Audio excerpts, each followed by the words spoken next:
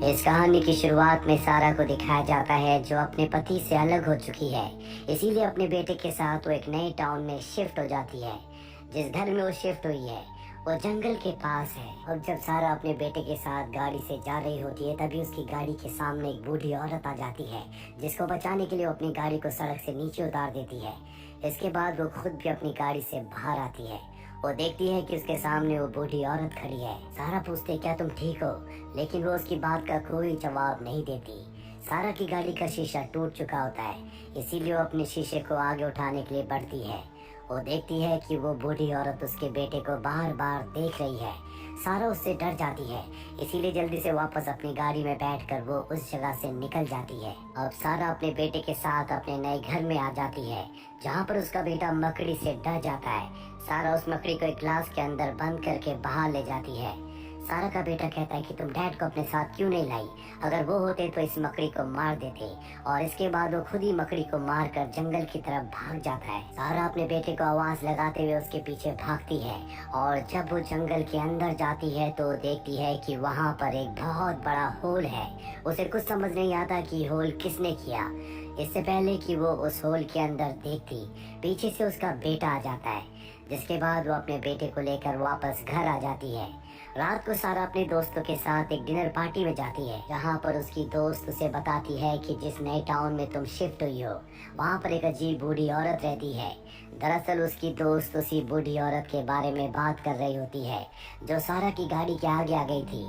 उसकी दोस्त बताती है कि उसका बेटा मेरी क्लास में पढ़ा करता था, लेकिन उसे उसकी मॉम यानी कि उस बूढ़ी औरत से मिलने की इजाजत नहीं थी। और एक दिन वो बूढ़ी औरत अपने बेटे को लेने स्कूल में आ गई, जिसके बाद स्कूल वालों ने उसके बेटे को भी स्कूल से निकाल दिया, क्योंकि कोई नहीं चाहता था कि वो बूढ़ी औरत दोबारा स्कूल में आए।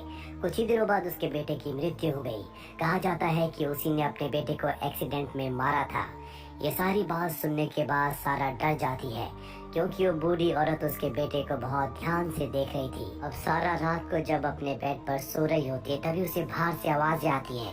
जब वो नीचे जाकर देखती है तो दरवाजा खुला होता है। वो अपने बेटे को घर में देखती है, लेकिन उसका बेटा घर पर नहीं होता। इससे सारा घबरा जाती है। वो टॉर्च लेकर बाहर जाती है। उसे लगता है कि उसका बेटा जंगल की तरफ गया है, इसीलिए वो भी अब जंगल की तरफ बढ़ने लगती है। और बहुत ढूंढने के बाद भी उसे अपना बेटा नहीं मिलता। सारा अपने घर वापस आती है, और जब वो पुलिस को कॉल कर ही रही होती है कि उसे पीछे से आवाज आती है। जब वो पीछे टॉर्च जलाकर देखती है तो वहाँ पर उसका बेटा होता है, पर अब उसका बेटा कुछ बदला बदला है। सारा अगली सुबह जब उसका बेटा स्कूल चला जाता है तो वो अपनी साइकियाट्रिस्ट के पास जाती है। दरअसल कहीं ना कहीं वो डिप्रेशन में है, क्योंकि उसका पति उसे बहुत अब्यूज किया करता था। डॉक्टर के पास से सारा अपने बेटे के स्कूल जाती है, और उसे पिक करने के बाद जब वो अपने घर की तरफ जा रही होती है तो एक बार फिर से उसे वही बूढ़ी औरत दिखती है। उसके साथ उसका हस्बैंड भी होता है। सारा गाड़ी से उतरकर उसके हस्बैंड से मिलती है।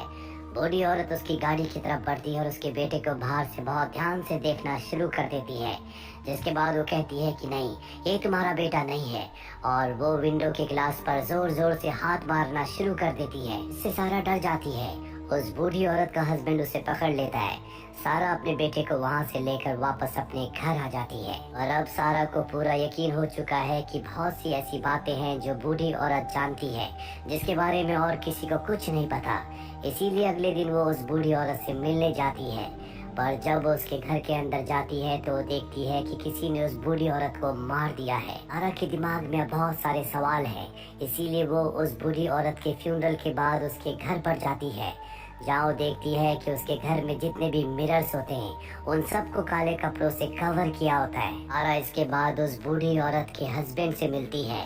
उस बूढ़ी औरत का हस्बैंड बताता है कि मेरी पत्नी के अंदर खास ताकत थी, वो किसी को भी देखकर बता देती थी कि उसके अंदर क्या है। मेरे बेटे के बारे में भी मेरी पत्नी ने कहा था कि वो एक बुरी आत्मा है, उसके अंदर कोई साया है। वो हमेशा कहा करती थी कि वो हमारा बेटा नहीं है। सारा पूछती है कि उसकी मृत्यु कैसे हुई।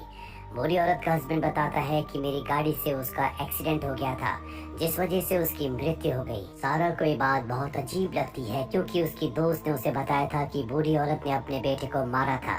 सारा अपने घर वापस आ जाती है।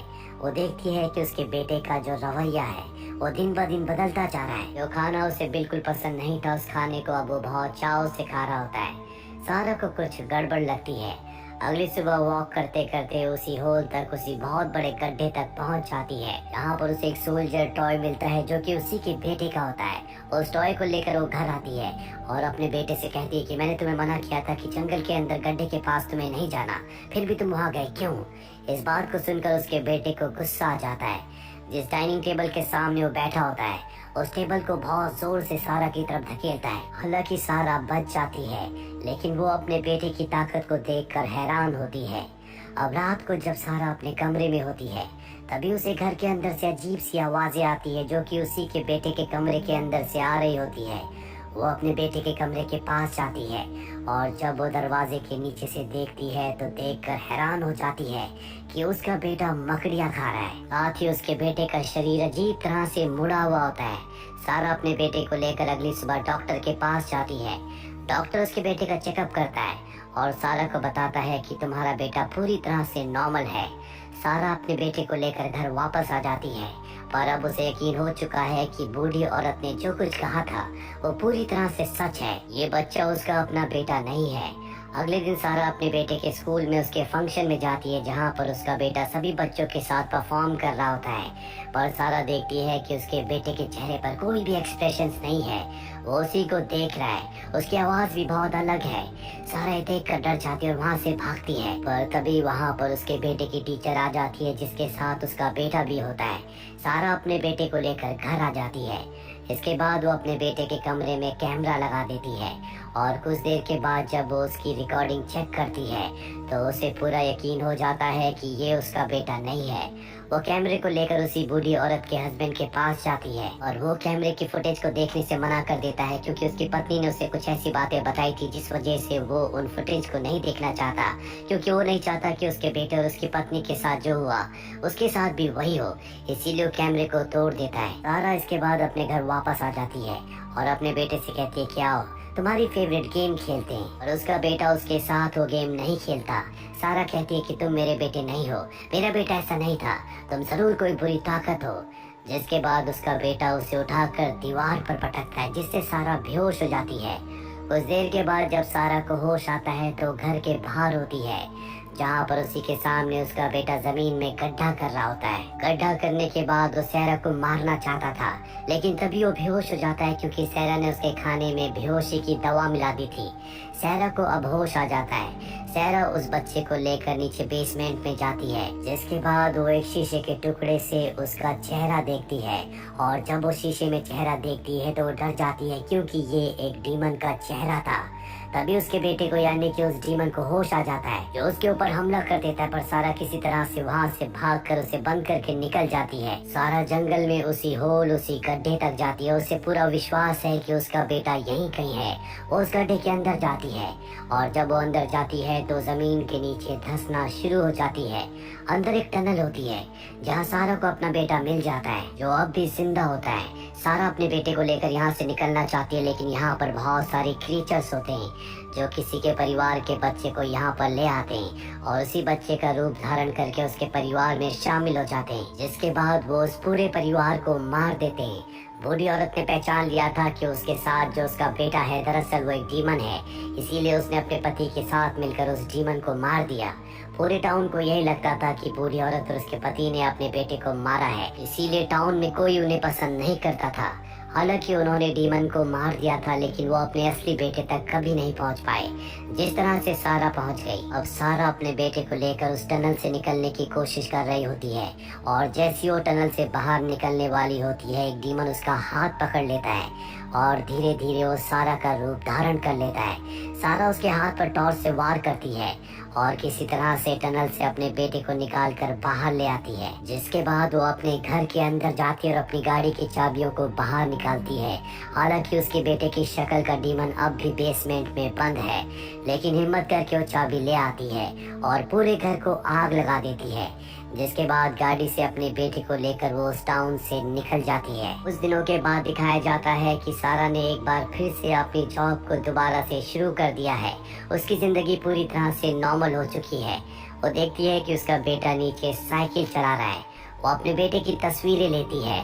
साथ ही उसने घर में बहुत सारे मिरर्स लगाए होते हैं क्योंकि उसे अब भी कहीं ना कहीं डाउट होता है कि वो क्रीचर्स, वो डीमंस एक बार फिर से उसके बेटे तक पहुंचने की कोशिश करेंगे, और अगर उन्होंने उसके बेटे को अगवा किया और उसके बेटे के रूप में उसके सामने आए तो वो उन क्रीचर्स को शीशे में देखकर पहचान लेगी, क्योंकि शीशे में कोई भी क्रीचर अपने असली चेहरे को नहीं छुपा सकता। और इसी के साथ ये फिल्म, ये कहानी यहीं पर खत्म हो जाती है।